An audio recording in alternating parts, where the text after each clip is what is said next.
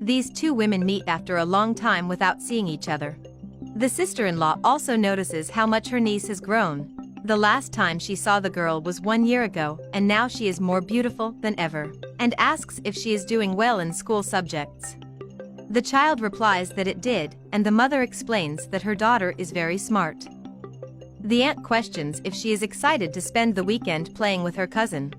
Before she can answer, her mother interrupts her saying yes, and the sister-in-law says that her daughter is inside the house. The girl then tells her mother that she is hungry, but the mother says that her daughter just ate. Her aunt then says that she can come in to play, and that in a little while she will prepare something for them to eat. Then the girl enters the house.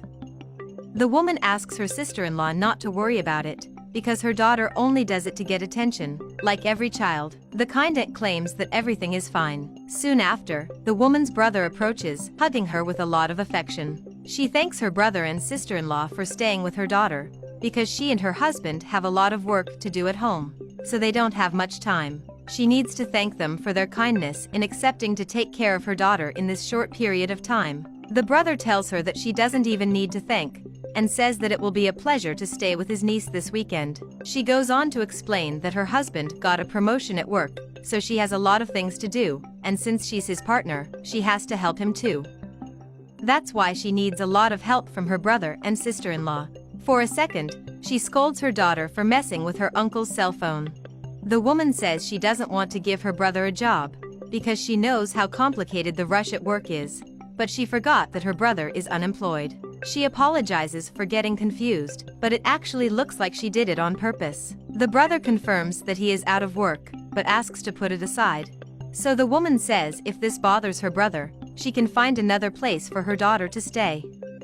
But the sister-in-law interrupts by saying that this will not interfere with anything, that the woman can go calmly. The woman is happy for the help, because she doesn't have time for anything. She calls for her daughter to say goodbye, and says she will pick her up on Sunday. The sister-in-law says she can rest assured. And the woman makes it clear that her daughter is well behaved, that she is very polite, so the adults won't have a problem with her. In any case, she reinforces that if they both need anything, just call. So she says goodbye to her sister-in-law and her brother with a hug, because she is late and leaves soon after. Later, the girl is jumping on the bed and calling for her cousin to do the same, while the woman is looking for her cell phone, because she's sure she left it on that table. In the bedroom, the cousin explains that her mother doesn't let her jump on the bed. Downstairs, the woman wonders what that noise is, and decides to check the source, going up the stairs quickly. When she enters the room and finds her niece jumping on the bed, she asks the child to stop it immediately, but the girl refuses, so the woman ends up looking at her cell phone with her niece, and she replies that she thinks it is. The aunt tells the little girl to stop and hand her the cell phone, but she complains, saying that in her house things are not like that. The woman asks for her cell phone back, and the girl returns it. Then she demands the children to put their shoes on, so they can go downstairs and eat. But the niece says that if she wants to, she can go barefoot. When the woman questions her, the girl lies that she asked if she should wear pants, receiving a negative answer. The woman decides to call the girl's mother, but the call is immediately refused. But she doesn't give up and calls again, but the call is refused again. The uneducated girl's aunt insists and tries for the third time to talk to her husband's sister, but she definitely won't be answered. While in the bathroom, the two girls are brushing their teeth. The spoiled girl has the idea of them playing video games, but the cousin refuses, saying that her mother won't let her, because it's time to sleep.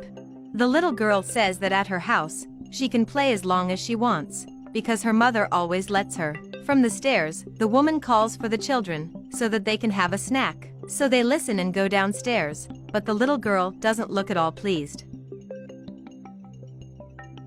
In the kitchen, there is a cake with juice for the girls. And the girl pushes her cousin before she sits down, saying that she wants to sit at the end of the table. The woman then tells the children to eat, and then they must go upstairs to sleep. The daughter tells her mother that the cake must be delicious, but the other girl refuses, saying that she doesn't eat cake at that time. Her aunt then asks what she eats. The girl replies that she eats pizza, snacks, or a sandwich. However, the woman explains that she does not have these foods in her house. Then the little girl says she forgot that family is poor, but the woman says that it has nothing to do with being poor, and the girl says that at her house she eats pizza whenever she wants. The aunt says that the girl is not in her own house. She says that it's already very late, and that her niece needs to eat her cake before going to bed. The girl tries to question it, but her aunt interrupts her by saying that she already knows that at her house, she sleeps whenever she wants. But make it clear that she is not at her house, so she will follow the house rules. The other day, the girl is saying that at home, her mother takes her to the beauty salon every day, just to fix her hair. The aunt says it's good, but that in her house they don't have that, and that she does her hair herself. The girl then says that she doesn't like her hair tied up, but the aunt says that today she will be like this, because it is very hot and they are going to play outside. Then she explains that she is going to the laundry to sort out some errands, and she wants the children to behave. When they are alone, the girl complains that she likes her hair down. Later, the girl asks if her cousin likes coffee with milk, receiving a positive response. But the girl says she doesn't like it, so she throws all the latte away. The aunt's biggest problem with the girl is not the rudeness, but the bad influence she could be with her daughter. Later, the wife tells her husband that she needs to talk to him about something serious. As soon as she sits down, she explains that the subject is about his niece. She says that she is very disobedient, that he is always teasing her and doesn't know what else to do. The husband defends the girl, saying that she is just a child who is far from her parents, and that is why she must be a little confused and anxious. But the wife says that everything she does for the girl, she likes to say that in her house it is different, that in her house she can do something. She is very spoiled. Her husband doesn't think so, that it's just the niece's way, as he said, she must be missing her mother, that she is just doing this to get attention. The wife doesn't care how the mother raised that girl. Her biggest fear is that her daughter will be influenced by her cousin's attitudes, and end up doing everything the same. But her husband says that it is impossible to influence in a weekend, because the next day she will be leaving. The wife says that he knows what a child is like, that when sees another wants to do the same. Her husband has nothing he can do, as his niece needs to stay at their house, as he promised his sister. His sister is working a lot and that's why he need to help her, and there's nothing they can do. The wife says that's fine, but she wants the husband to at least try to call his sister, because she's tried to contact her several times. She wants at least some advice on how to act with her niece. The husband agrees that he will try to call and talk to her. Then the wife says that while he calls, she will finish cleaning things up at home. The man tries to call his sister several times, but is not answered in any of them, always going to voicemail. So he decides to leave an audio message, explains that his wife tried calling several times and she didn't answer once. He says that they are having problems with her daughter, that she is not obeying, that it is being very difficult to connect with the girl. He wonders if she has any important advice to help, or anything they can do to improve the girl's behavior. Meanwhile, the couple are enjoying the weekend, saying they're taking a break from their bratty daughter. They celebrate having a weekend where they can relax. The parents are relieved that they don't have to put up with their daughter's bad behavior. They can even manage to watch a movie without interruption when she's not at home. The husband, though, remembers that he has to pick her up in a short time. But the wife replies that she is not going to pick her up, that she is thinking of leaving her with her brother, and picking her up only in the middle of the week. The husband agrees with her, so they will have a few more days to rest.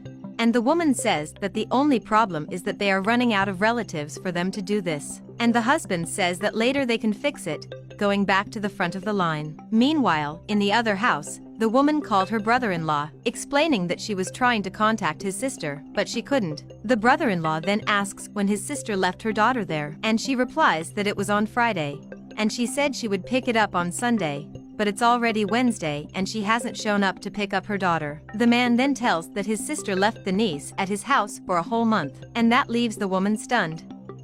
He says that this always happens, and asks if the woman didn't know about it, that his sister is used to doing this. She leaves her daughter with everyone in the family, but the woman does not understand why. Then the man explains that she does it to rest from her own daughter, to stay at home and do nothing. But the woman will not leave things as they are. It seems she has a plan. Moments later, there's a knock on the door while she's with the kids. The girl's mother finally went to get her, and tries to disguise what she did, wanting to enter the woman's house. However, she soon prevents her sister-in-law from entering, explaining that the girl's things are already packed to leave. The mother is embarrassed. She comments that this is even better, lying that she misses her daughter. The girl then says goodbye to her cousin, saying that she is going back to her house, and she also says goodbye to her aunt in a disrespectful tone. As soon as the mother sees her daughter, she asks if everything is okay and how were the days at her aunt's house. The little girl replies that it was horrible, and leaves her mother behind, going to the car. The woman thanks her sister-in-law for staying with her daughter these days.